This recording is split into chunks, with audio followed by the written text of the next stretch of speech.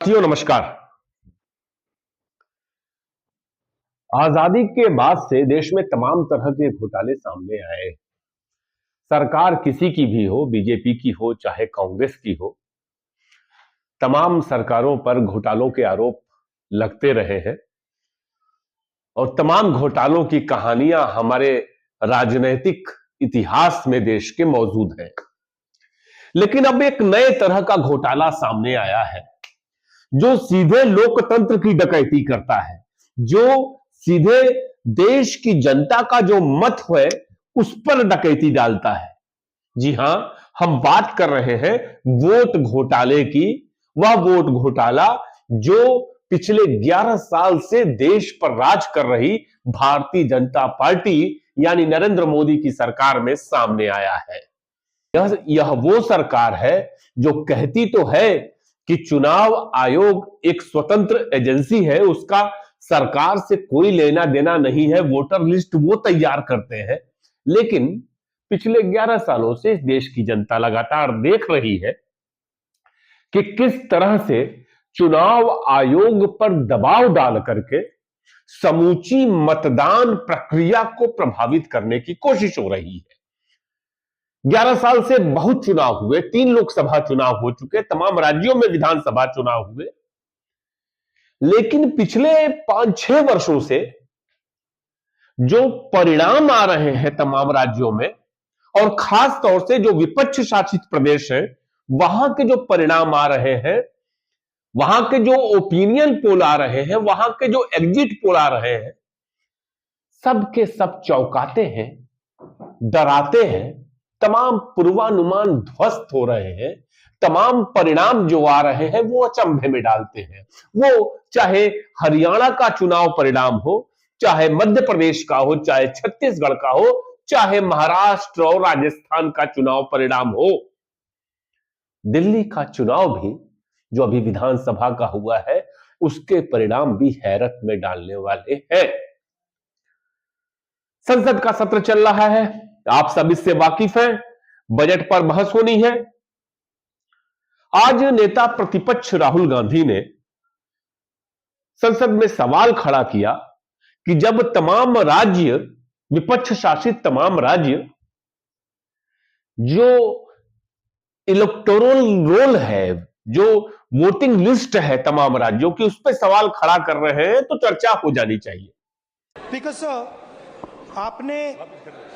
आपने सही बात बोली कि वोटर लिस्ट क्या सरकार बनाती है। मैंने नहीं बोला नहीं, आपने बोला क्या, और आपने सही बोला कि सरकार वोटर लिस्ट नहीं बनाती है। मगर पूरे देश में वोटर लिस्ट पर सवाल उठ रहे हैं। हर स्टेट में, हर ऑपोजिशन के स्टेट में और महाराष्ट्र में black and white voter list पे सवाल उठे हैं। तो पूरा ऑपोजिशन मिलकर सिर्फ ये बोलने दीजिए, पूरा ऑपोजिशन सिर्फ मिलकर ये कह रहा है कि वोटर लिस्ट पे यहां पे एक डिस्कशन हो जाए। आप बनाते नहीं हो, इसको हम एक्सेप्ट कर रहे हैं, आप डिस्कशन तो कीजिए। आनंद भदौरिया जी, जैसी कि उम्मीद थी, लोकसभा स्पीकर ओम बिरला इसके लिए तैयार नहीं। राहुल गांधी ने संसद में खड़ा होकर के यह मान लिया कि कहीं से भी सरकार इस इलेक्टोरल लिस्ट को बनाने के लिए जिम्मेदार नहीं है। उन्होंने ओम बिरला से कहा भी कि हम इसके ये बात मानते हैं, लेकिन बहस होने देने में क्या फर्क पड़ता है। एक बात स्पष्ट है जो कि सत्ता पक्ष भी मानता है, विपक्ष भी मानता है। अगर इलेक्टोरल लिस्ट का सरकार से कोई मतलब नहीं है तो इसका मतलब यह है कि चुनाव आयोग से सरकार का कोई मतलब नहीं होना चाहिए। मतलब यह कि एक चुनाव इलेक्शन कमीशन को एक स्वतंत्र एजेंसी के तौर पे काम करना चाहिए। और अगर इलेक्शन कमीशन को स्वतंत्र एजेंसी के तौर पे काम करने देना है तो यह सवाल निश्चित तौर पे खड़ा होगा कि क्या वजह है कि प्रधानमंत्री ने सीजेआई को, जो कि सीईसी की नियुक्ति में एक का बनाया गया जो पैनल था, उससे निकालने की जरूरत क्या थी? उसमें किसी कैबिनेट मिनिस्टर को शामिल करने की जरूरत क्या थी? क्या जरूरत थी कि राहुल गांधी को अमित शाह और नरेंद्र मोदी ने अपने घर पे बुलाया और बिना उनकी सहमति के नए सीईसी की नियुक्ति कर ली राजीव कुमार की जगह। तो यह सवाल खड़ा होना वाजिब है कि जो सरकार कह रही है उसमें और वास्तविकता में क्या अंतर है। खैर, सिर्फ राहुल गांधी नहीं, ममता बनर्जी भी, उद्धव ठाकरे भी, संजय राउत भी, शरद पवार भी जो इलेक्टोरल लिस्ट में गड़बड़ी की बात कर रहे हैं उसको मोटे तौर पे हमें जरूर समझ लेना चाहिए। अजय माकन कांग्रेस पार्टी के नेता है राज्यसभा में, उनके इस छोटे सी क्लिप को जरूर सुनना चाहिए। पहले सुनिए इसको आप। कि खुद इलेक्शन कमीशन ने ये माना है कि voters epic number, same voter epic number Hindustan के अलग अलग राज्यों के अंदर अलग अलग लोगों के हैं, लेकिन वोटर्स आईडी नंबर सेम है। उसी प्रकार से हम लोग भी ये कह रहे हैं कि ना केवल सेम एपिक नंबर अलग अलग लोगों के हैं, बल्कि एक आदमी के अलग अलग एपिक नंबर से भी अलग अलग जगह के ऊपर वोट बने हुए हैं।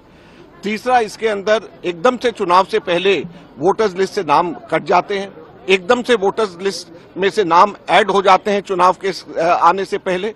तो ये सारी की सारी चीजों के ऊपर चर्चा होनी चाहिए, क्योंकि इस वीडियो में अजय माकन 3 तरह के घोटाले की बात कर रहे हैं वोटर लिस्ट में। पहला घोटाला यह है कि जो ये प्रमाणित है, जिसको कि इलेक्शन कमीशन भी मान रहा है, अलग अलग राज्यों में, देश के अलग अलग राज्यों में एक ही एपिक नंबर के अलग अलग वोटर मौजूद हैं। आप इसका मतलब समझिए कि जो वोटर हरियाणा में जिसका एक नंबर है, हर वोटर का एक यूनिक नंबर होता है, उस नंबर पे एक दूसरा मतदाता दूसरे राज्य में भी मौजूद है।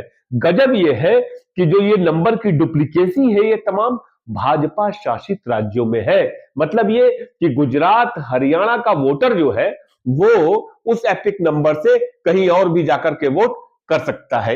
एक दूसरी गड़बड़ी जिसको अजय माकन ने बताया कि अलग अलग राज्यों में एक व्यक्ति का कई एपिक नंबर है। मतलब ये कि एक वोटर एक एपिक नंबर से यहां वोट डाला, एक एपिक नंबर से दूसरे राज्य में वोट डाला। और तीसरी चीज जिसकी बात कह रहे हैं अजय माकन कि चुनाव प्रक्रिया शुरू होने से पहले तमाम राज्यों में, यानी कि लोकसभा चुनाव की बात भी जोड़ दी जाए इसमें, तो लोकसभा और विधानसभा चुनाव में जो बड़ी संख्या में नाम कट जाते हैं या बड़ी संख्या में नाम जोड़ दिए जाते हैं, वह भी एक तरह का मत घोटाला, वोट घोटाला है। अभी उत्तर प्रदेश से एक सूची आज हमको प्राप्त हुई है, आप देख सकते हैं, राजकमल नाम के एक व्यक्ति की है। अगर इस वोटर लिस्ट को माने तो इनके परिवार में तकरीबन 45 इनके पुत्र पुत्रियां हैं राजकमल जी के। आप सोच सकते हैं कि ऐसा कैसे हो सकता है, लेकिन ऐसा हो रहा है। एक व्यक्ति के घर में 45 वोटर्स, उनके बेटे बेटियां मिला करके। तो यह पूरी की पूरी मत प्रक्रिया को प्रभावित करने की एक बड़ी साजिश है। और ऐसा नहीं है कि यह बातें जो कही जा रही हैं या जो आरोप लगा रहे हैं राहुल गांधी या फिर ममता बनर्जी या फिर उद्धव ठाकरे, संजय राउत, वो सिर्फ बातें हैं। यह एक बड़ी कड़वी हकीकत भी है। आप सबको पता हो कि लोकसभा चुनाव जो था और विधानसभा चुनाव था महाराष्ट्र का, लोकसभा और विधानसभा चुनाव के बीच तकरीबन 39 लाख वोटर बढ़ गए महाराष्ट्र में। आप कल्पना करके देखो कि 2019 से 2024 के लोकसभा चुनाव के पहले 32 लाख मतदाता जुड़े, लेकिन लोकसभा और विधानसभा के बीच में 39 लाख मतदाता और इकट्ठा हो गए। यह आश्चर्यजनक है कि नहीं? महाराष्ट्र में जो अगर हम 2019 और 2024 के लोकसभा चुनाव को देखें तो एक कड़वी हकीकत यह भी सामने आ रही है, चौंकाने वाली हकीकत है कि वोट परसेंट घटा था लोकसभा चुनाव में 2019 के सापेक्ष। थोड़ा सा मामूली गिरावट आई थी। लेकिन विधानसभा चुनाव में तो सब कुछ बदल गया। आपको बता दें कि 28 में केवल 9 सीट बीजेपी जीती थी 2024 के लोकसभा चुनाव में, लेकिन जब विधानसभा चुनाव हुआ 147 में 132 सीटें जीत गई, जिसका किसी को भी अनुमान नहीं था। मुझे तो नहीं लगता कि संसद में बहस के लिए यह सरकार तैयार होगी, खास तौर से इस गंभीर मुद्दे पर।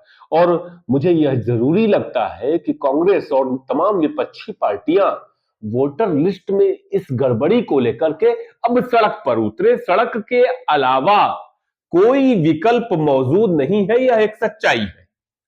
इस सच्चाई को स्वीकारना बेहद जरूरी है। अगर संसद को रोक करके भी इस मांग को मनवाना पड़े तो इस बात के लिए भी कांग्रेस पार्टी को तैयार होना होगा। हालांकि कांग्रेस पार्टी लगातार सदन में आज इस बात को उठाती रही, राज्यसभा में भी उठाया गया, लोकसभा में भी उठाया गया। देखना है कि आने वाले दिन में और क्या कुछ होता है। लोग तैयार होते हैं कि नहीं इसके लिए, सरकार तैयार होती है कि नहीं। कुल मिलाकर के सरकार की मंशा पर सवाल खड़े होंगे और मुझे न लगता है कि कोई घोटाला जिससे लोकतंत्र पर डकैती डाली जाए, उससे बड़ा घोटाला और कोई दुनिया में हो नहीं सकता। आपको बता दें कि आज ही विडेम की एक रिपोर्ट आई है। स्वीडन की एक एजेंसी है जो तमाम देशों में लोकतंत्र की स्थिति पर रिपोर्ट जारी करती है। उसने विडेम की रिपोर्ट में भारत में लोकतंत्र को पूरी तरह से खत्म बताया गया है, यानी कि भारत में लोकतंत्र नहीं रह गया है। आप इस बात को, इस कहन को इस चीज से जोड़ कर देखें कि भारत में फिलहाल जो पूरा का पूरा चुनावी प्रक्रिया है पूरी की पूरी, वह घोटाले का शिकार है। फिर मिलते हैं, फिर बात करेंगे। नमस्कार।